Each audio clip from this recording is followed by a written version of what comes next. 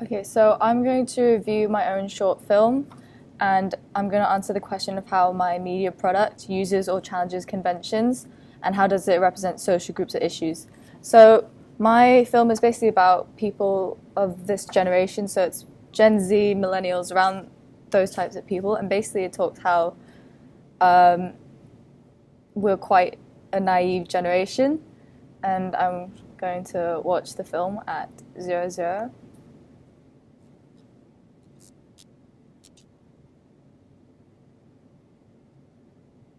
So right here at around 0:05, we have the Wavy Harry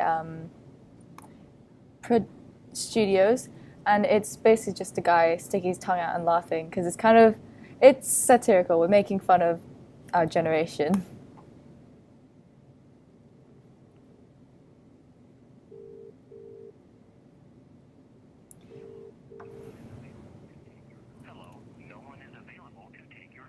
Okay, so right now there is the voicemail, and that's there for a reason because we are heavily dependent on a this this social group. Our people are very dependent on like devices and technology, and so it shows what it is because the mother had sent a letter to her daughter, but she didn't open it or she just didn't receive or read it. So she's depending on her mother to send her a voicemail so that she would actually like answer and listen to it.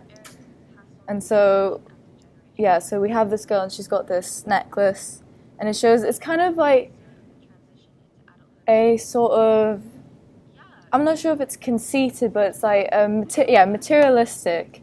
How we're also quite materialistic. Like we're only interested if there's something like involved for us.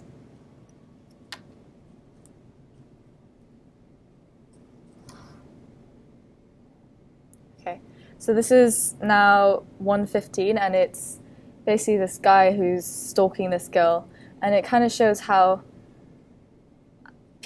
everything's so easily accessible, and like social media, and sometimes people are very unaware of like what's around them now because they're just so focused on like their phones and all that. So she wasn't aware that there was another character stalking her because she's so busy like on her phone.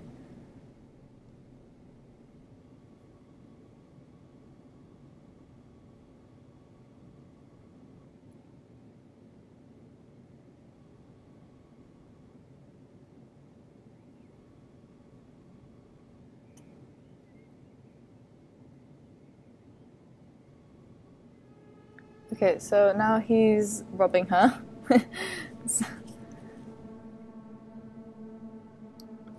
So you can see how she was holding her phone when she is like freaking out because it just shows that we're so dependent on it, and like we just always holding our technology and devices.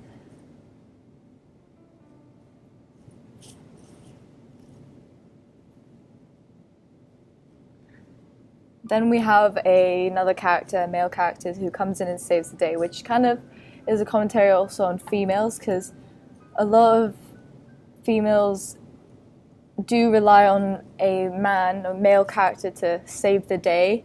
And then also, like in most films, if the guy saves the day, then he gets the girl. So they begin dating, and it just shows how not I guess ignorant, and just how we just don't question things anymore. We just take it how it is.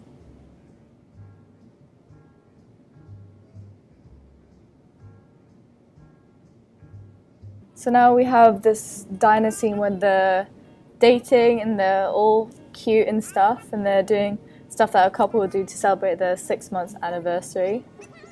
And then there's a moment where she notices something on his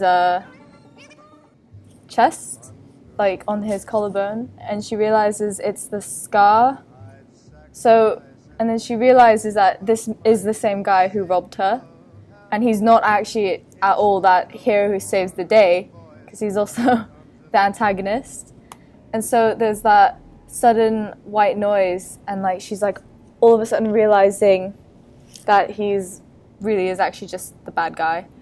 And there's that flashback sequence, and then there's the ending where where she looks to the camera and breaks the fourth wall. So it kind of gives this unrealistic aspect to it where it's just like, oh my god, this just happened. And it also just shows how we are as a generation, that our generation's pretty stupid. And also we had a song by Frank Sinatra, and it was I've Got You Under My Skin. And it is from like 1960s. Oh wait, no, it's not. It's from the 1940s. So it gives like a touch of back then coming into now. Because there's also that somewhat anti-feminist thing that is always prevalent in a lot of films onwards. So that's my